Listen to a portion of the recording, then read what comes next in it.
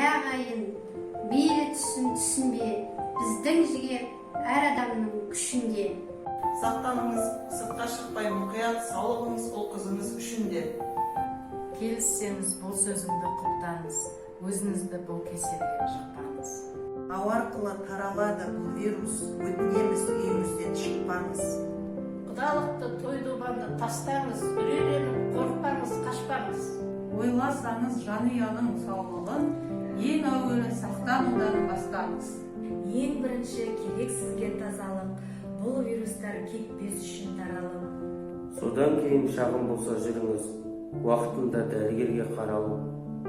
Бізден сізге шын ниет қой, шын лебіз, ажырамай мықты болсын іргеміз.